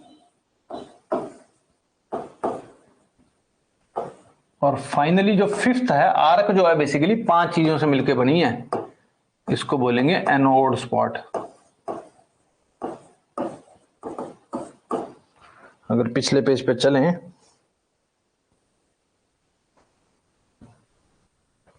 ये वाला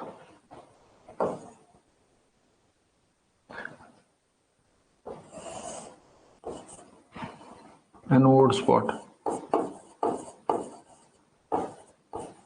ऊपर वाला कैथोड स्पॉट, ये वाला एनोड स्पॉट, और यहां पे भाई साहब आपकी एक तरीके से, सॉरी,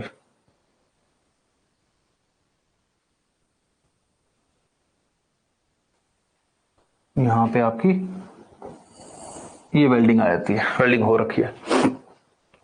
अब बेसिकली क्या है मैं आपको बताता हूं सारा सिस्टम। मैं आपको क्या बताना चाह रहा हूं, और ये पूरी की पूरी क्या है, this is what, this is nothing but,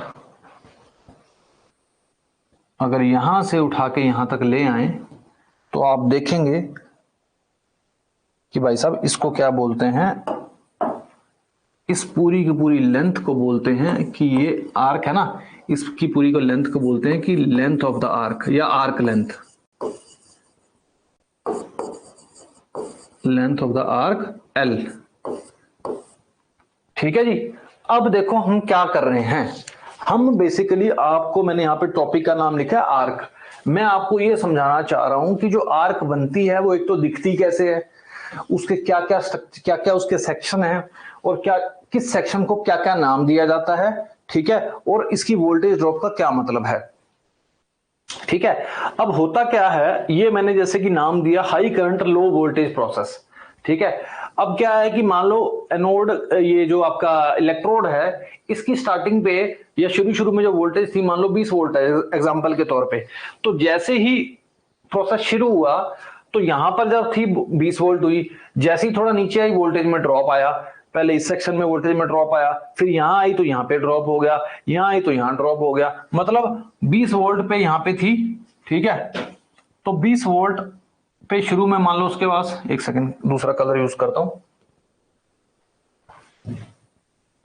initially हमारे पास 20 वोल्ट थी जो हमें उधर से मिली। ठीक है, तो जब वो कठोर सेक्शन में आई, पहले वाले सेक्शन में आई, इसका मैं डायग्राम पीछे, एक सेकंड यार,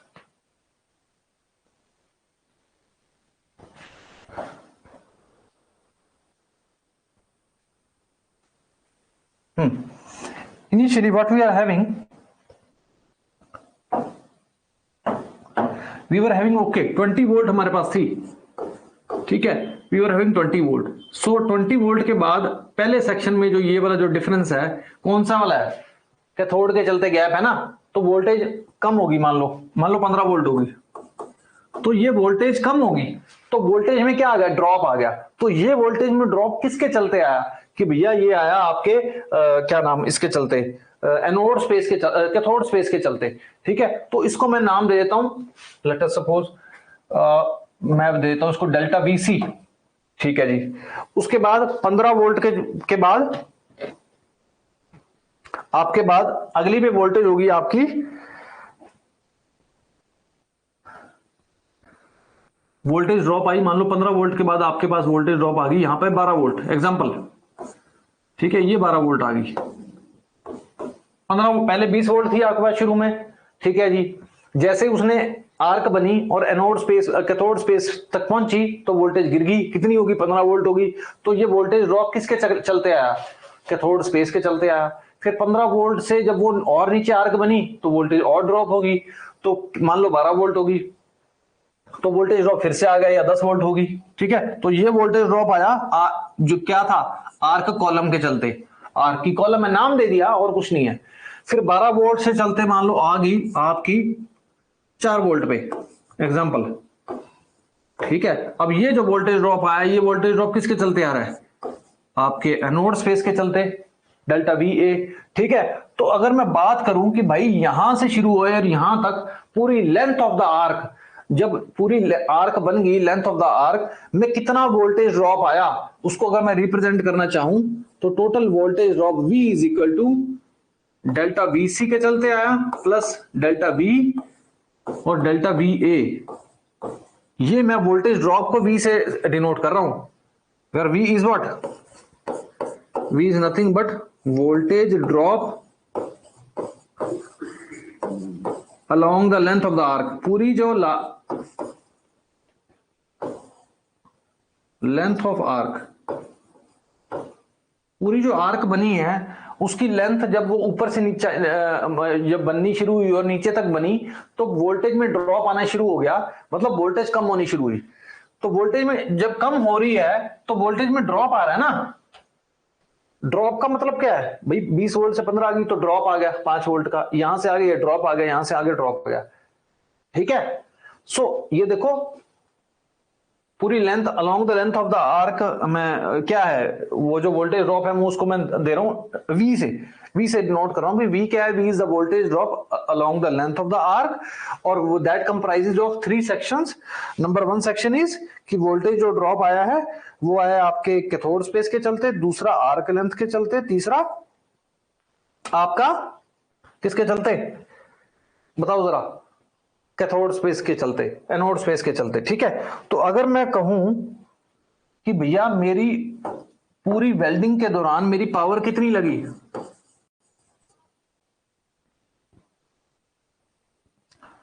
पावर ड्यूरिंग वेल्डिंग प्रोसेस,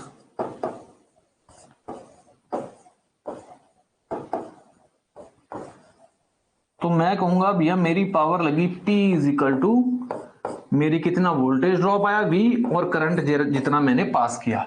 तो ये V कहां से आ जाएगा, यहां से, ठीक है।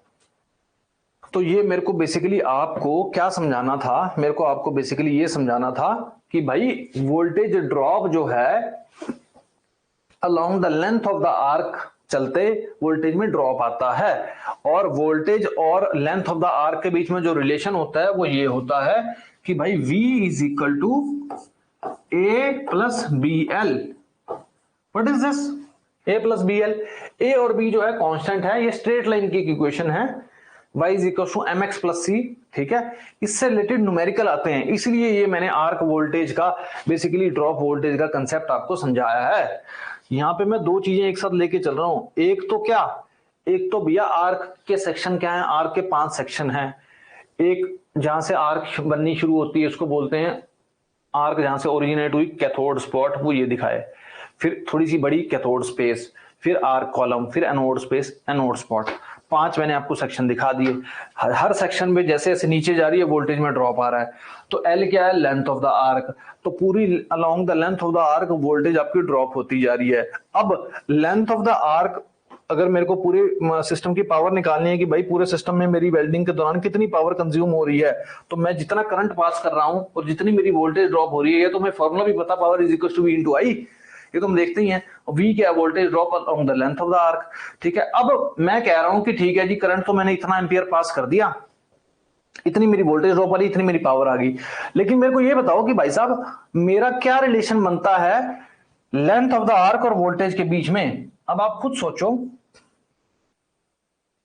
ये जो मैंने रिलेशन बनाया है वोल्टेज और लेंथ ऑफ द आर्क के बीच में, बड़ा इंपॉर्टेंट रिलेशन है ये। मैं इसमें से आपको एक पॉइंट लिखवाता हूं, that point is red colour से इसको मूव कर ले।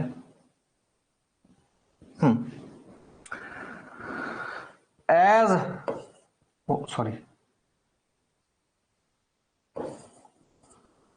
The length of the arc increases, the arc क्या एल को अगर मैं बढ़ाऊंगा, ठीक है, तो मेरा वोल्टेज ड्रॉप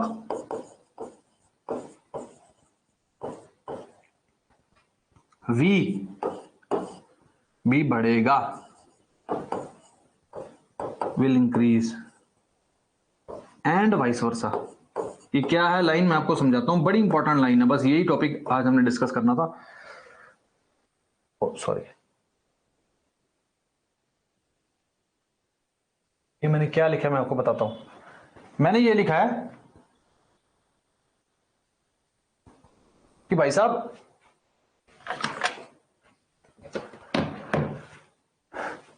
ये आपको समझ में आ गया, power is equal to V into I, ठीक है, that is fine. Now the thing is कि भाई मैंने पॉइंट लिखा है कि मैं जैसे जैसे लेंथ ऑफ द आर्क बढ़ाऊं, पहले मेरी मान लो आर्क लेंथ इतनी थी, पहले मेरी आर्क लेंथ इतनी थी, अब मैं आर्क लेंथ बढ़ा रहा हूं, मतलब कि मैं और नीचे जा रहा हूं, मैं एल को बढ़ा रहा हूं। पहले मेरी एल इतनी थी, मेरी एल इतनी आ गई, तो मेरी खुद बताओ कि भाई,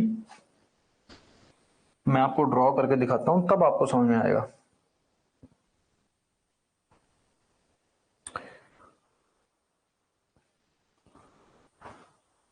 अर्लियर मेरा सिस्टम यहां तक था, ठीक है, ये लो, पहले मेरी आर्क लेंथ थी एल इतनी, मेरी वोल्टेज लास्ट में थी 4, तो 20 से 4 पे आया, मेरा वोल्टेज ड्रॉप V कितना आ रहा है यहां पे,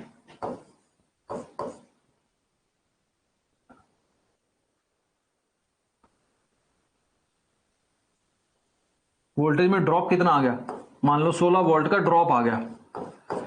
ड्रॉप का मतलब है कि भाई डिफरेंस कितना आ गया, पहले 20 से चले 15, 12, 4, तो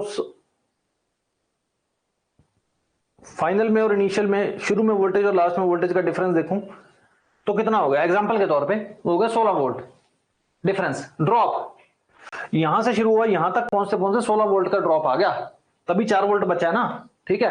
अब मान लो मैंने लेंथ ऑफ आर्क बढ़ा दी, now I am increasing the length of the arc, तो जब मैं लेंथ ऑफ द आर्क बढ़ा रहा हूं तो मेरी यहां पे वोल्टेज पहले 4 वोल्ट थी, जब मैं और नीचे जाऊंगा, मेरे को और सेक्शन बढ़ाना है, या मेरा एनोड वाला स्पोर्ट ज्यादा लंबा हो गया है, तो ये 4 वोल्ट की जगह पे मेरा अब जो, अगर यहां पे लिखूं, यहां पे वोल्टेज ड्रॉप आ गया मान लो 16 वोल्ट का, ठीक है। अब जो नया डायग्राम बनेगा वो डायग्राम कैसे बनेगा, वो डायग्राम ये बनेगा,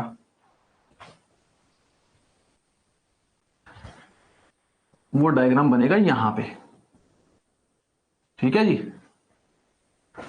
वो जब डायग्राम बनेगा वो बनेगा यहां पे, वो बनेगा ऐसे, इधर देखो, ठीक है। पहले वाली मेरी ये जो थी मैं आपको यहां पे दिखाऊं, ये लो, पहले मैं यहां पे था, इधर तक मेरी 4 वोल्ट थी, देख रहे हो, ठीक है जी। अब आपको समझ में आएगा मैं क्या कहना चाह रहा हूं। Earlier I was on 20 volt, okay, फिर मैं यहां पे आया 4 वोल्ट, यहां पे मैं आ गया 1 volt. Now you tell me कि भैया ये वाला डिफरेंस बड़ा है कि ये वाला डिफरेंस, ये वाला डिफरेंस बड़ा है कि ये वाला डिफरेंस बड़ा है। Earlier I was having a difference of 16 volt, voltage drop मेरे पास 16 वोल्ट का था, जैसे ही मैं नीचे जाऊंगा मेरा वोल्टेज तो कम हो रही है ना, वोल्टेज खुद कम हो रही है, 20 वोल्ट से 4 वोल्ट पे आया, ड्रॉप तो बढ़ रहा है ना, आप समझ रहे हो कि नहीं भाई, डिफरेंस तो बढ़ रहा है ना, पहले 20 वोल्ट से 4 वोल्ट तक आए तो 16 वोल्ट का ड्रॉप आ गया डिफरेंस। उसके बाद मैंने मान लो आर्क लेंथ बढ़ा दी, मेरे को समझ में आ रहा है कि मैं अगर आर्क लेंथ को लंबी कर रहा हूं तो मेरा ड्रॉप और ज्यादा आ रहा है, एनोड वाला स्पेस में अगर लेंथ लंबी कर रहा हूं तो और ज्यादा ड्रॉप आ रहा है, तो अब मेरा ड्रॉप देखो 19 वोल्ट का है। नाउ यू कैन सी मेरा जो डिफरेंस है वो 19 वोल्ट का है। मेरे को शुरू में वोल्टेज मैंने 20 वोल्ट दी और मेरे को मिली कितनी, 1 वोल्ट। तो यहां से ये पॉइंट बड़ा साफ साफ क्लियर आता है नजर कि भाई जैसे ही मैं लेंथ जो है आर्क की बढ़ाता हूं तो मेरे पास वोल्टेज ड्रॉप बढ़ता है। वोल्टेज खुद तो कम हो रही है ना, लेकिन ड्रॉप तो बढ़ ही रहा है, ठीक है। और या मैं दूसरी बात इसको वाइस वर्सा बोलूं, या मैं कहूं कि मेरा वोल्टेज ड्रॉप बढ़ गया, तो मैं कहूंगा कि मेरी आर्क लेंथ भी बढ़ गई। तो मैं इसको दोनों तरीके से बोल सकता हूं, ठीक है। सो ये पॉइंट मैं आपको बताना चाह रहा था। ये पॉइंट की क्लैरिटी है?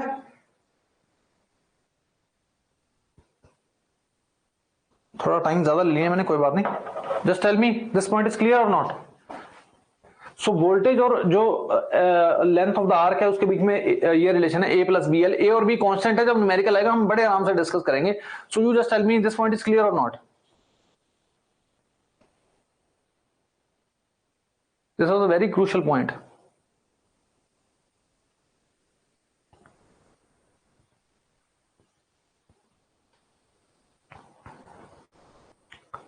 बता दो यार।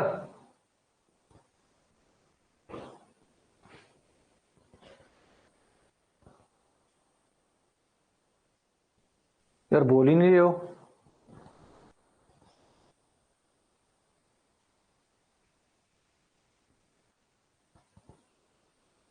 ओके चलो ठीक है, we'll end this class here only today only, यहां तक ही करते हैं।